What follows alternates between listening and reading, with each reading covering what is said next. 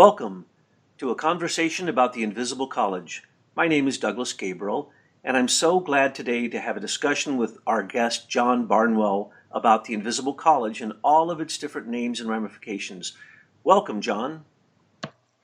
Hello, Douglas. I'm just so thrilled because there's an article being posted in ourspirit.com, which is about the Invisible College. And it's a surprising article when you read it because it doesn't turn out to be quite what you would normally think was the Invisible College, especially if you're a historian like you are, John. So we're going to discuss the very widest parameters of what it means to study as a student in the Invisible College in all different religions and traditions and esoteric philosophies. So that's the topic today, and I'm going to go ahead and introduce a little bit of it if you don't mind. That sounds good. Generally, the Invisible College can often be referred to as the Temple of Wisdom, and that goes back in tradition for a long time. It's also called, in Eastern tradition, Shambhala. It's where the masters go to rejuvenate themselves. It can also be called the realm of the etheric, or Rudolf Steiner called it the realm of spiritual economy. It's also called in Theosophy the Great White Brotherhood, or the White Island, where you cross a bridge to this sacred island where all the wisdom is held in these libraries. Tibetan Buddhism calls it Tushita Heaven, and many of the different emanations of Buddha, wisdom Buddhas that teach, many of these Buddhas teach, you go to Tushita Heaven, and there it is that you encounter these living etheric Buddhas, what we sometimes refer to as masters. In the Bible, it's referred to as the seven heavens. In alchemy, it's referred to as the seven planetary spheres. In Theosophy, it's referred to in Anthroposophy as the seven incarnations of the earth. We'll go into all of those things, but it's also called the halls of wisdom, the halls of learning, the mother lodge of humanity. All of these things refer to this most sacred place that is invisible. Somehow it's across that threshold between the physical and the spiritual. And when you go there, you learn. You're with higher beings who teach you things. And that's why it's called a college, of course. But we're going to talk a little bit later in the conversation about the deeper ramifications of that. But as we know, the Invisible College in history was referred to by the founders of the Rosicrucians. And John, you might give us a historical introduction into that as we discuss this sometime later in the conversation. But this Invisible College that the Rosicrucians had was really part of the Protestant Reformation. They had to go underground to survive, and they kept the ancient Kabbalistic and alchemical and Hermetic wisdom in these traditions, one of which was called the Unity Brethren. And it is out of that tradition and Johann Valentin André that we get the three principal Rosicrucian works that then later went into what we even call today the Moravian Brotherhood, and some would say created the Royal Society in London with Robert Boyle and the other people who associated with Amos Comenius, the last bishop of the Unity Brethren, these Bohemian wanderers you've probably heard of, though that had this wisdom, and they kept it on the tarot cards. And so, John, your book, The Arcana of the Grail Angel, is all about the teachings, the inner mystery wisdom teachings that are found in the tarot. And you use that as kind of a doorway to the Temple of Wisdom, I would call it. I'm not sure you call it that in your book. But in a way, even the tarot was used as a path to go into this invisible world to encounter spiritual beings that could teach you things about yourself and about the past, the present, and the future. So that's kind of a general introduction to it for anyone who doesn't know. And since this will be shared with all kinds of people, both in our circle of our spirit followers and others, I wanted to give a general introduction so you know what it is we're talking about. So, John, where do you want to start to address the historical ideas of what is the Invisible College? Well, it's such a overlighting concept and brings in so many elements because really it has to do with the synthesis of the wisdom of humanity. So it is truly all-encompassing. in that it represents the input that we can receive from those great beings that are in advance of ordinary humanity, that have already graduated to what will be future stages of human evolution and represent the great spiritual beings that are the guides of mankind. And so throughout history, there's been numerous characterizations of them that have tried to give somebody a concept in which to be in a state of preparedness. In the Grail tradition, it's embodied in the Grail castle, but there's a great many different images, such as you shared, regarding Shambhala and the Golden Island, and there's all these various characterizations. And I think that probably as an introduction, it might be helpful if I share somebody from one of the representatives of the Great Lodge, Madame Blavatsky herself, H.P. Blavatsky, who founded the Theosophical Society. And she said, the task of writing a true and real history of a secret occult society from its records, where such exist, is an impossibility. For even when such societies left reliable information of their pursuits, aspirations, and beliefs, the language employed has always been of such a character as to baffle entirely the ordinary exoteric reader, whether he were historian, literateur, or scientist. Such literature could be interesting only to the student on the track of esoteric knowledge, or to one who has in a great measure acquired the meaning conveyed for himself in other ways. This method of giving to the world, as it were, the proceeds of lifelong research in the realms of unseen nature has been adopted by alchemists, magicians, priests, and hierophants from all ages. None but those who were sufficiently steadfast in the cause of truth could read and understand what was thus written. The numerous and minute directions for the working of spells and cures, etc., left by Paracelsus, and which are apparently as straightforward and practicable as the recipes in a modern cookery book, would turn out probably much less successful in the hands of an amateur, no matter how highly educated on the physical plane, than the more delicate dishes taken from such recipes, manipulated by an entirely inexperienced servant. For these elaborate instructions are given in terms that appeal simply to the material senses of those who are in search of power rather than wisdom, whereas the real effort to produce the result has to take place on the astral plane of nature.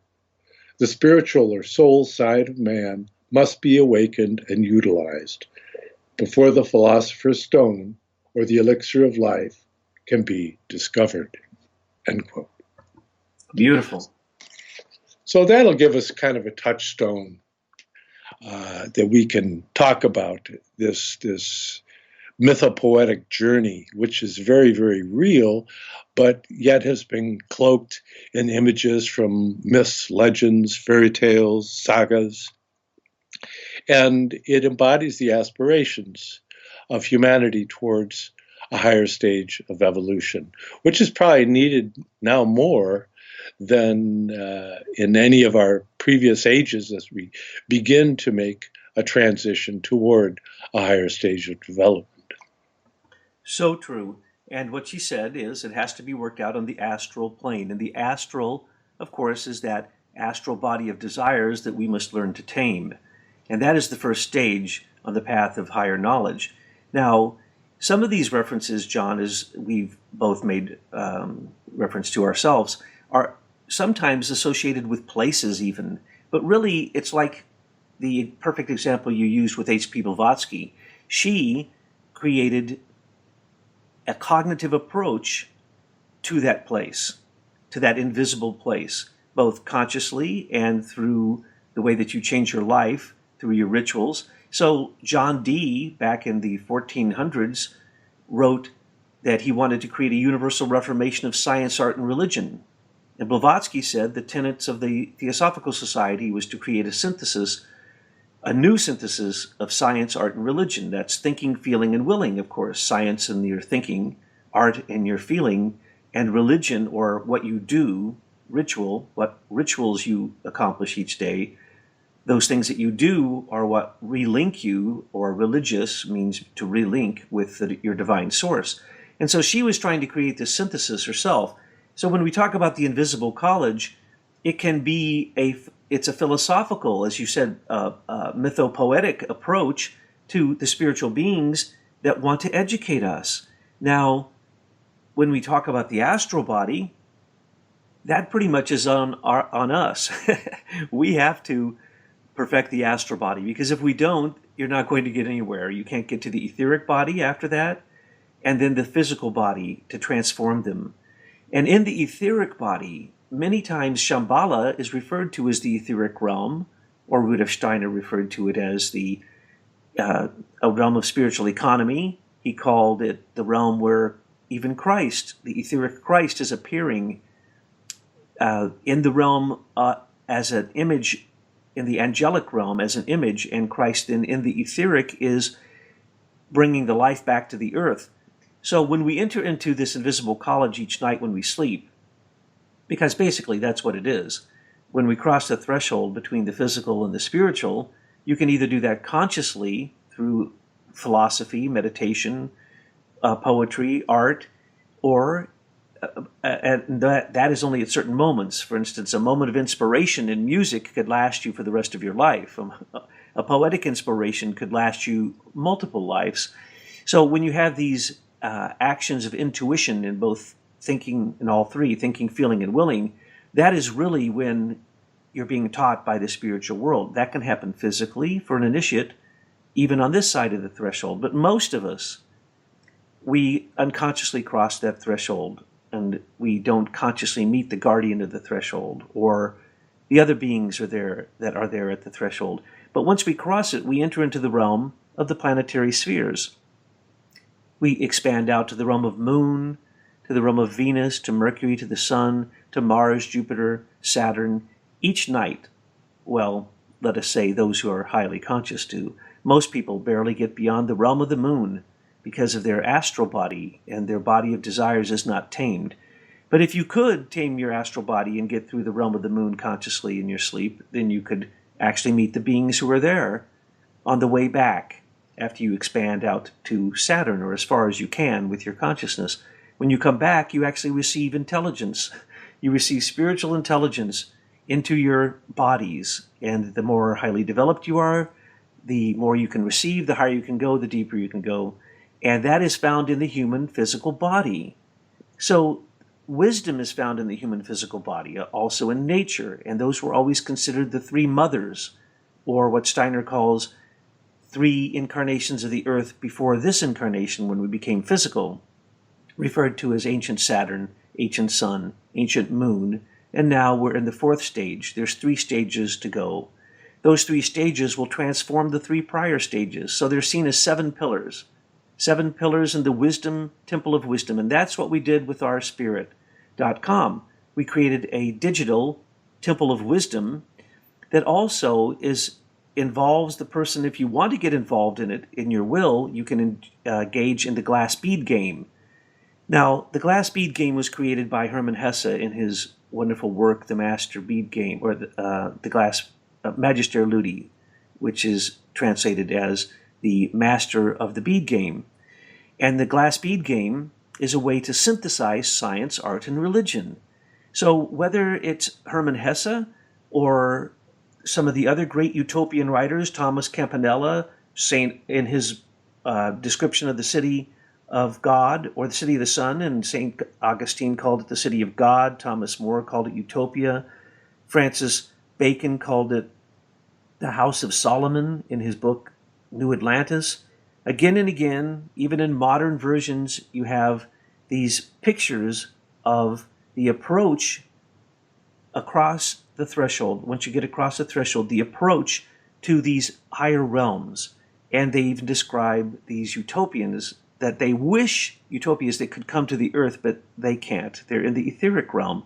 So once you can tame your astral body, as Blavatsky says, then you can look into the etheric realm. And in the etheric realm, the seven ethers are the way that those very forces penetrate the human body. This goes very, very deep. We've written about it, and there will be other articles on the Our Spirit site with the newsletter that will be about the ethers and about Shambhala, so that you can have further expansion on these ideas. But as John has pointed out, these things are so pervasive. There is no end to the depth of what can be said about the invisible college. When I asked John to speak on this, he pretty much laughed and said, well, I'm ready to go right now, because it's such a pervasive topic. There's really no end to the depth that you can get into in trying to explain what it is that great alchemists and the Rosicrucians referred to as the invisible college. So, John, can you tell us a little bit further about how you worked with that with the Tarot? Okay, well, I think it's a good idea if one begins to think in terms of images. Like if you look at the cathedrals, the Gothic cathedrals of Europe, they're like almost like tarot cards in stone, and that they have all these various images relating to the Passion of Christ and the lives of the saints, and there's a whole storyboard that when you were being guided through it by one of the monks there explaining it to you, he would take you before a stained glass or a fresco, and he would tell you a story that pertained to it, so that you could gradually unfold in your understanding of what these mysteries were. Central in that particular stream was Chartres Cathedral, and you have a whole group of spiritual teachers that were involved with that great school at Chartres in the Middle Ages. So that you see in the tarot, you have your 22 major arcana that represent the 22 facets of development. But before one gets into the 22, it's a good idea if one first approaches understanding the mystery of number itself. And when we look at the mystery of number, that's part and parcel of a path of initiation that goes back into time immemorial. It was described by Blavatsky under the expression of the 7 unutterable secrets. And Rudolf Steiner referred to it as the 7 great mysteries. And they go in a particular sequence, and any time one approaches any esoteric content, one can use these as keys to unlock various stages of understanding or application. The first mystery would be the mystery of the abyss. That's your cloud of unknowing, and that's the great immensity out of which we've all arisen. The second great mystery is the mystery of number, of which I just mentioned. The idea of the geometry of nature and the sequence of events and so forth, time and space, as pertains to number. The third mystery is the mystery of affinity, and that's the mystery of the astral, of sympathy and antipathy, applying to old moon evolution. We're currently in the 4th stage, the mystery of birth and death, so that we experience a very concrete expression of birth and death in this physical existence on the present earth. Beyond this, we have to pass through the mystery of evil. And that's the challenge of being able to cast off elements of ourselves that are unusable, but at the same time working towards redeeming them. The 6th mystery is the mystery of the word. That has to do with the transformative powers of the Christ Spirit. And then the 7th stage is the mystery of godliness. That's the future Vulcan period. That pertains to culmination of the 7 stages of human evolution. As we've passed beyond the Earth as human beings, we move to the future Jupiter evolution, where St. Paul says, and ye shall be as the angels. Beyond that, archangel, and beyond that, archai. So that these things, while they appear very abstract to people that are unfamiliar with them, they are the language of the Christ mystery. And that Christ mystery is the central mystery of Earth evolution itself. And as we find ourselves, it's through Christ and us that we are enabled to be able to evolve and find love through our relationship to others, so that we move from the stage of the development of wisdom that brought us to where we are now. We can take this wisdom and bring forth this transformative application, which is what creates the context for love. That is just a beautiful presentation, John. Beautiful picture of the way those 7 stages are actually felt as a human being. And your picture of the future, the stages, stage 5, 6, and 7, of course, Rudolf Steiner describes them as the 5th stage.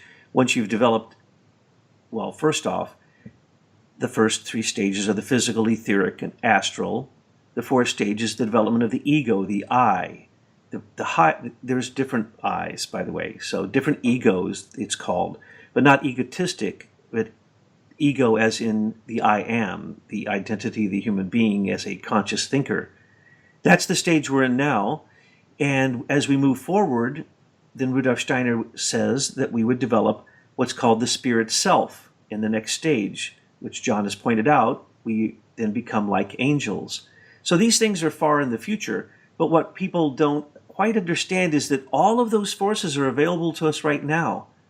When you go into the invisible college, when you go into the realm of spiritual economy, these things are archetypes that you can encounter. Some of them are living beings, some of them are living archetypes, but you work with them and you build your own hut in the spiritual world, your own home, your own domicile.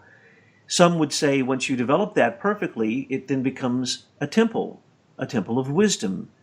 And it's based upon the temple of wisdom of your own physical body, which are the gifts of those hierarchies of the past that have built wisdom into our body, so that once we can read it, then it becomes an education tool itself. Our body becomes that temple of wisdom. And as John says, we transform from the realm of wisdom.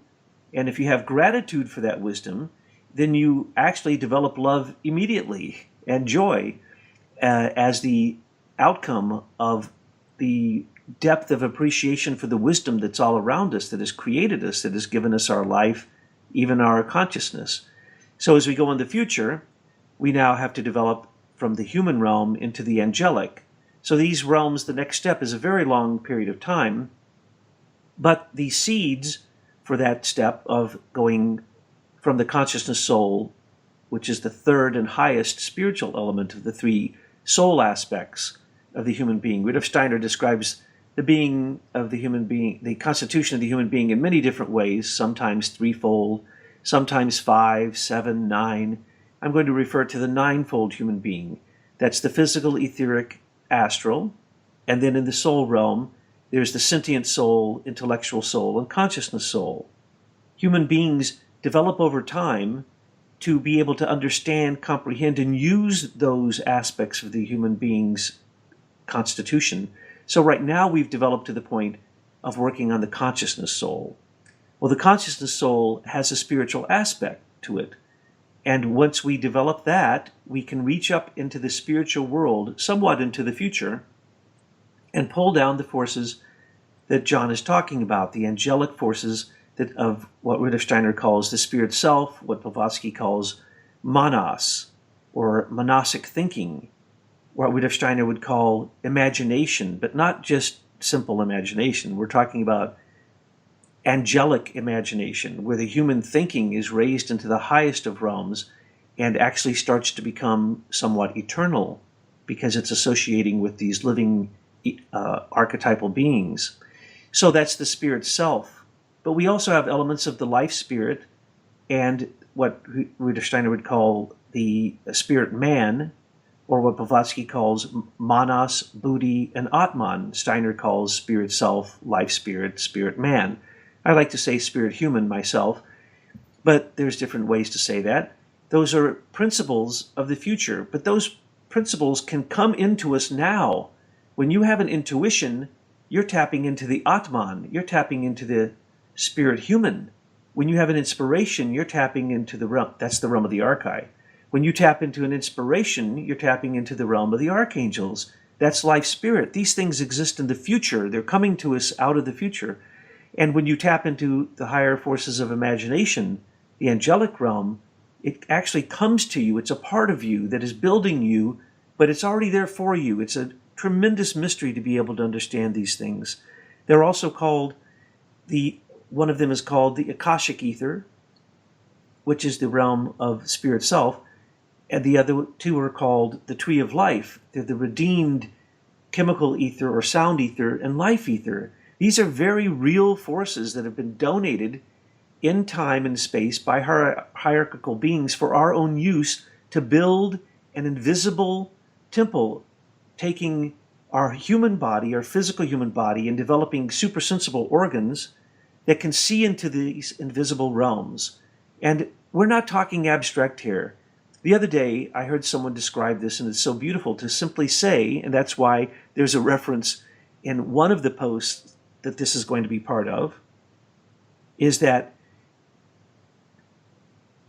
well, first off, let me just say this. In the consciousness soul period, Rudolf Steiner said we're supposed to study the Kalevala. We're supposed to become a smithy, a forgeman, someone who hammers, works with fire. And you're supposed to create the sampo. And the sampo is this magical mill that spins and has many colors coming off of it, and it produces salt and meal and gold. And by meal, that means food, but also all things that grow to become food. Salt, meal, and gold. Well, that's thinking, feeling, and willing when they're redeemed. So no matter what image you use, from whatever religion, from whatever mythology, the epic of the Finnish Kalevala is the very epic that Rudolf Steiner said we're supposed to study in this time of the consciousness soul so we can develop the spirit self. But what is that story? It's about developing relationships. It's about loving. It's about how do you learn to love? How do you love yourself? How do you love those parts of yourself that aren't very nice? And then how do you find a mate? But not, in the story it refers to the maidens of the northern rainbow, the daughters of old Lohi, so that the three great heroes want to marry one of those maidens of the rainbow, which is the etheric realm. So how do you tame yourself through love and relationships, and then how do you attain the rainbow maiden? How do you attain the etheric realm? How do you learn to see into the etheric realm? Because when you do, as John pointed out, in that sixth realm of development, it's Christ that you encounter. And that is what the rainbow maidens are. They are these beautiful beings of archetypes that lead us to the living etheric realm. And this is not made up stuff. The ethers, light itself is invisible. The ethers are invisible. Warmth, light, sound, and life. All of those things are invisible. Light itself, as I was getting ready to say earlier, someone had pointed out that the woo-woo talk of Cliff High about light is invisible, and that when you go out into space, you can't see stars. You only see stars because of atmosphere. You don't even see the light of the sun. It's a completely different experience. So what is light? Light is invisible, but everything that it contacts, it illuminates, it educates, it brings forth, it details. So light itself, warmth, light, sound, life, these are the ethers. These are the future. These are in your body. These are as close as you could possibly be to the spiritual world, as simply to either meditate and go into the spiritual world consciously, or try to go into the spiritual world consciously when you go to sleep at night, or when you die. It's all the same realm. These are the realms of the interpenetrating spheres of the hierarchies. They are not imaginary forces thought up by spiritual woo-woo pseudo-theosophists. No, these are very, very practical things. But they had to be held in mystery before, and now they've been revealed. But people are too busy. They don't have time to actually look and study the ethers. But if they did, they'd find that everything in the universe is found in the human body. As long as you look at the human body as it develops over its entire evolution, then you actually find the universe. The microcosm of the human body is an exact copy of the macrocosm. And that's really what the Invisible College is about, turning your own body into a temple of wisdom that can then illuminate these future stages, which you have already in your body as future capacities, organs that can be developed into what Rudolf Steiner calls supersensible organs. So I know, John, you have much experience with this, especially I know you're a lover of the Kalevala also, so I threw that in just for you. Not many people know about Rudolf Steiner's reference to the Kalevala. Yes, well, again, various people will have affinity for the mythopoetic content of one culture or another. It's generally considered in the Great Brotherhood that it's easiest for people to work through the archetypes of their native culture. And that's part of the challenge that we live in today, as this encroaching technotronic globalism is attempting to try and remove all the cultural content and homogenize mankind, so that what we need to do is we need to bring to the surface these powerful archetypes of our traditions and christen them. And by christen them, I mean that we have to make them a living part of our content. They serve as riddles, and by contemplating these images and myths and mysteries and legends, it enables us to access a relationship to the supersensible world that brought them forth. And like when I wrote my book, or my books, two of them, I utilized the great teachers of mankind as much as I possibly could. And I have a lot of references and quotations. And I look upon it almost like it's a phone book of sorts. In contemplating these great beings, you're building a bridge to those beings. And the supersensible world that guided them can find a bridge to you through your coming into contact with the teachings of those teachers that have been touched by this Mother Lodge of humanity. And so as long as you keep your focus toward that great goal of being able to work out of the Christ in you, you may make mistakes, but you will never go wrong. Well, John, that's a brilliant point, and I'm going to ask you this question once I frame it a bit. In Rudolf Steiner's teachings, he points out that even the bodhisattvas join together in the etheric realm, and that it is out of that etheric realm that they nourish themselves, and they must go back there, and that they're basically centered around Christ, and that there's 12 bodhisattvas.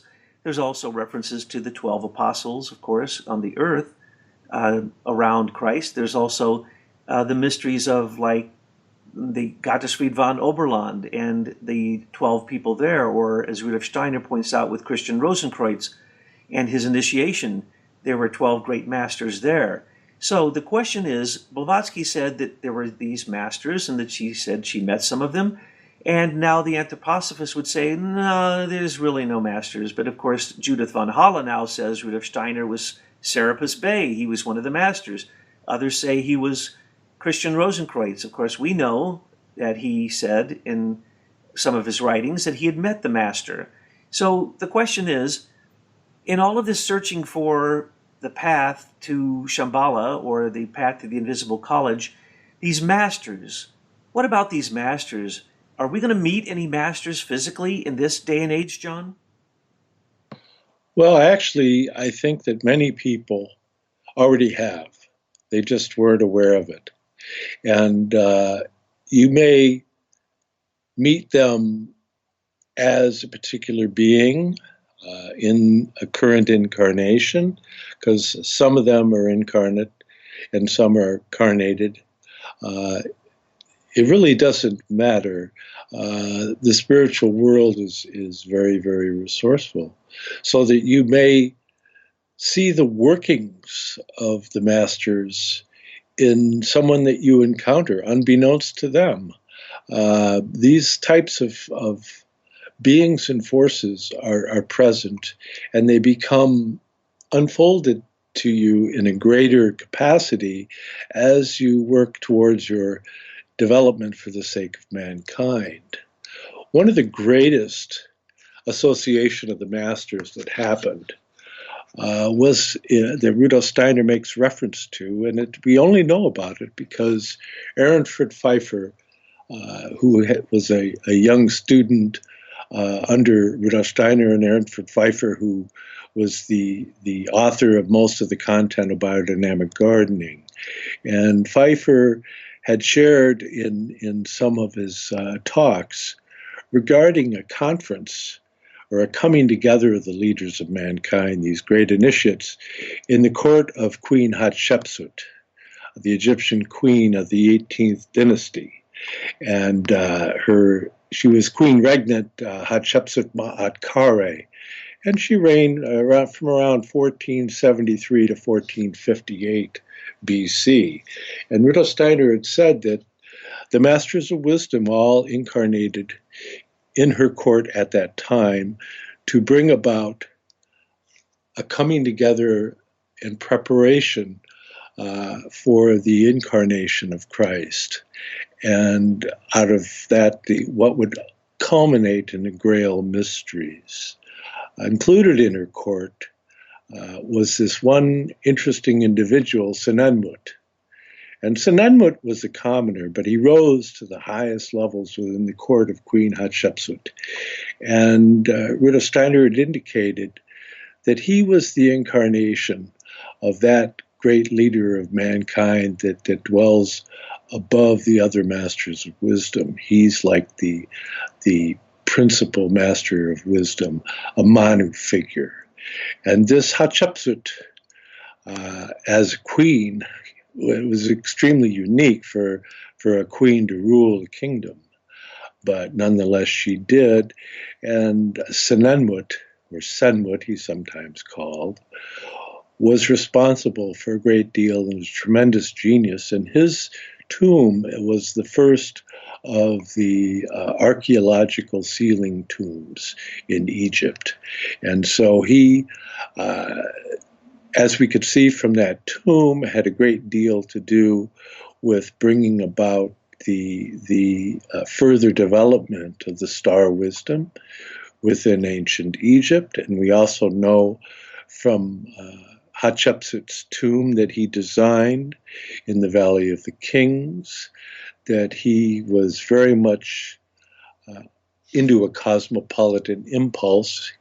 The scenes in her mortuary temple show her making the great expedition to the kingdom of Punt to the south, which would be down towards Ethiopia, and making exchange in commerce. That it was a impulse not so much of warfare, but of commerce. So it was a cosmopolitan impulse that was being developed out of this. And it's something that's an image that one can meditate on. One might not quite know what to do with some of these things. These are things that you hold in you. The way one of my teachers, who used to sell peanuts at Tiger Stadium, and he said, well, you know, there's this temple of wisdom, and it's surrounded by a courtyard. And then outside the courtyard, well, that's the barnyard. That's where we are right now. That's for sure. Well, John, Rudolf Steiner talks about the call of Christian Rosenkreutz, which basically means he calls you in a variety of ways, but one way is to kind of touch you and warn you and save your life and then you feel called. And there have been many people describe that they had this experience where they felt a tap on their shoulder and someone said, get off the train or move or whatever, and they did, and it saved their lives. So some people are called that way. And then, of course, right now we have, so that's kind of a etheric, not a very much of a physical way, but because Christian Rosenkreutz can manifest in multiple places at one time because of his consciousness, he can help. So Christian Rosenkreutz usually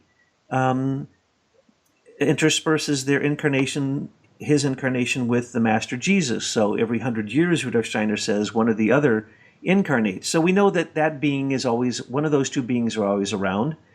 Then Rudolf Steiner says that the Maitreya Buddha would be incarnated around this time. He also insinuates that the Kalki Avatar, and others say that that's true. And of course, some of the Eastern traditions say that that's true. So we are told that right now, also Rudolf Steiner says, that the spiritual world is empty. Everyone's incarnated. And that the group of 12, the two groups of 12, that both of them are incarnated. So according to what I can figure out, it seems as if we are surrounded by masters all over the place. So we wrote a piece about that and about what that's like, whether you could actually find that call of Christian Rosenkreutz already in your own biography, and that, you know, it drew you to the Invisible College, or whether or not you've had encounters. And in that article, I describe a few encounters with beings that they were mystical beings. They seem to appear out of nowhere, and then go back into nowhere. Just astoundingly filled with love. And I've often noticed that when I've been in the presence of Mother Teresa or the Dalai Lama, or Mother Teresa, Dalai Lama, Guru Ma, whoever it was, all these different wonderful beings, that you're just filled with love and that you can't think of any questions. So you'd think that when you get to the Invisible College, you're just going to have question after question after question, and these spiritual beings are going to teach it to you. But in a way, my experience of it is the wisdom is they embody the wisdom, and it's love that comes out of them. And most of the time, I would say every time, that I've ever met a truly highly developed being, they seemed to have the best sense of humor, and they laughed a lot, and they were just filled with joy. They could teach all this profound wisdom and history and so on and so forth, like Gaelic Rinpoche, who has recently passed, who's the teacher of the Dalai Lama. He had infinite wisdom, but that's not the impression you get from a being like that. The impression is they're filled with wisdom, and you love them, and your questions dissolve before their love. So when the Theosophists and many of the writers in the Theosophical movement wrote about meeting the masters, they kept exaggerating about going here and going there and traveling to this place and that place to go meet the masters, whether it's the Transcaucasian masters or whether the Tibetan masters, or to meet the highest teachers. Well, the highest teachers of the Tibetans are now in America. And so what we have is that journey to the East, as Hermann Hesse calls it in his book. That journey to the East, or even what Emerson was talking about, going towards the light of the East, I'm not sure that applies anymore. I think it's all around us, and I'm not sure the masters are going to appear on your doorstep, because I think they're going to stay pretty hidden in this day and age when evil is so rampant. What do you think about that, John? Well, it's interesting because people tend to have an antipathy that shields them from self-discovery, and they want to disassociate them from things for which they don't have an affinity. And it's interesting that Jesus Christ spent most of his time hanging around with sinners and criminals and people that were fallen. And so you see that's the dilemma. And I really like the way it's been put together by the poet Alfred Lord Tennyson in his poem, The Mystic. And he says, "Angels have talked with him and showed him thrones. Ye knew him not, he was not one of ye. Ye scorned him with an undiscerning scorn. You could not read the marvel in his eye, the still serene abstraction. He hath felt the vanities of after and before, albeit his spirit and his secret heart, the stern experiences of converse lives, the linked woes of many a fiery change, had purified and chastened and made free. How could ye know him? Ye were yet within the narrower circle. He had well nigh reached the last, which, with a region of white flame, pure without heat, into a larger air upburning, and an ether of black blue investeth and engirds all other lives. Beautiful. Beautiful. That reminds me, because that's about the passion that it takes to get there. In the Norse mythology, Odin gets all wisdom, what you could call, he goes to Shambhala, but he has to pluck out his eye and throw it into the well of Mimir. And then anytime he looks into that well, he gets an answer to any question that he has, so he has all wisdom. And his wife, Frigg, she goes to the base of the Yggdrasil, the world tree, and she goes to the Nornies, the three Nornies, Skuld, Urd, and Verdandi, and she goes to Urd's well. And so the god and goddess of the Norse, which is Odin and Frigg, sit together on their throne, and they look down upon humanity. And through the well of Mimir and his ravens, Odin has the ability to know what's going on in the earth and have the wisdom, but then Frigg has the wisdom of Urd, which knows the future. So they sit and they gamble on what's going to happen with humanity, because it's not decided. We don't all have to become angels. Some of us may take a while to do so. Some of us may even turn not towards the light, but towards the dark. So it is about taming that astral light, as Blavatsky calls it. It is about that passion of the poem you just quoted, as well as the way that you framed this with Blavatsky's, in the intro of this with Blavatsky's statement about all of us who are on the path. But you have to sacrifice to be in the path. And if you want to know the future, well, that's still up for human free will. So you transform from wisdom into love only through freedom. No one can compel you to love, and love is beyond you. Love flows through you. You don't hold love. So if you're free and you let that free love through mercy and grace from wisdom flow through you, then you can attain to love. And then, like the heroes in the Kalevala, you can wed your etheric body. You can wed your higher self. You can wed the rainbow maidens. And that's what our time is about. It's really about how do we handle the passion? How do we handle the astral body? How do we get beyond that so we can see into the etheric light? Because in the etheric body is imprinted the entire past, present, and future of the human being. It's timeless. It's a complete mystery. And again, of course, all elements in the etheric body are invisible. But as we learn to see these elements, because we can feel their effect, we can feel their force, we can have a cosmology that explains how these things work. Really, that's what the Invisible College is. It's about creating a cosmology that shows where you're at in relationship to other spiritual beings and how it is that you can interact with them to move forward in your own spiritual development, human spiritual evolution. So I think it's important to remember that we do have to suffer. We still have to suffer. We have not pulled the realm of Shambhala down into the physical.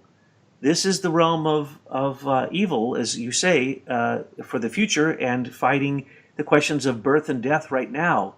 So until a human being can get beyond the question of death and realize they're eternal, in other words, once you can cross the threshold into the spiritual world consciously, and you can see that it's alive and spiritual beings are there, and that the invisible college, that Shambhala, Tushita heaven, it's all there. And it's all there right now. This isn't something for the future. This is something that you can do presently. So for those who are experiencing this radio podcast for the first time in terms of looking at woo-woo, at spiritual concepts, we want to also make this completely practical for you. This is about taking your own organs, your organ of your heart, and turning it into a moral organ that can perceive morality, that can be that transformative place where wisdom becomes love. So this isn't impractical. This isn't pie in the sky, excarnated anthroposophy or theosophy or some type of Lucifer worship. This is about putting the human being in relationship to the forces that they see in outer nature and balancing them with the forces that we see within ourselves. And so, really, that's the invisible college. The masters may come, but we have a lot to teach ourselves before we can purify ourselves so that, as John pointed out, even if you met a master who says you'd know it, really, you could meet them and you'd never know it. One that I think was probably the highest being I ever met, I didn't know it when it was happening. I only realized after he had basically turned invisible in front of us. I didn't even realize what was happening, because I wasn't prepared. So what we're saying to you is get prepared, get on the path, get a cosmology, whether you're studying anthroposophy or theosophy, or as John pointed out, whatever your cultural inroad is into the invisible college, get on that path, study, work, pluck out your eye if you have to for wisdom. Do whatever it takes. But once you get it, you're going to realize that wisdom is beyond gold and silver and diamonds and rubies, as the Bible says. Yes, that's a nice image, but I wouldn't recommend anybody plucking out their eye. Come on, John, you got to sacrifice. that plays havoc with depth of field. Yes, of course it is. It's an analogy, but in the same way, the eye. What is the eye? The eye is the pathway to the astral body. People they think beauty is what they see instead of what they hear or what they feel or what they do. So, yeah, it's a pretty funny image. And then, of course, once he plucks out the eye, he has to have two ravens that go, to each direction, fly throughout the whole world, gathering information and intelligence and bringing it back to him. And still he's not as smart as his wife because his wife knows the future. Well, if we take it into a biblical context, Jesus said, "If therefore thine eyes be single, thy body shall be filled with God's light." So there's that image of the single eye that is at the center of this working. And so if one can have the self-reference in the face of all the challenges in the world, then that's what's going to give you the ability to build this like spiritual hut that you refer to. That's the ability to have the shield of the anointment or the shield of seraphim that surrounds you, that you have already formed that rainbow bridge, and you are really not so concerned with worldly things other than as a means for helping others, because you've grown into the understanding as an objective reality that you are an eternal being within the realm of Christ. And so whatever travails one might go through in this world, and great they are, wisdom is the fruit of suffering. And but love is the willingness to take up the suffering of others. And so love is something that you give. It's not something that you're waiting for to receive. And but in the main, it's important to keep a sense of humor, because this world really is hilarious. That's a fact. In the Norse legends, the old gods all die except for the one that's blind, and he's like the Christ image. He heard her. And then Vidar, the new time spirit, they cross over the new rainbow bridge with some of the children of the old gods. But there has to be a Ragnarok. There has to be a place where you slay the old and you look towards the future and you carry the very best forward, because we don't take a lot from this physical world into the spiritual world. As a matter of fact, we take nothing of this world into the spiritual world. It has to be a completely new type of perception, new type of substance that you're working with. And so that image with the Norse, we have to look forward to that future, that the second rainbow bridge will come, that the new part in us, the spirit self, life spirit, spirit man, can then cross that rainbow bridge into the spiritual world. John, it's always a pleasure to talk with you. It's a revelation what you gave us today in terms of the approach to the invisible college, and you always have the right things and the right quotes to say at the right time. So I'll close this out with you giving us some kind of John Barnwell remark that will round this off. Well, I think I'll just laugh and know that I've enjoyed the journey. Thank you so much, John. Look forward to our next conversation. Okay, so long. Bye-bye.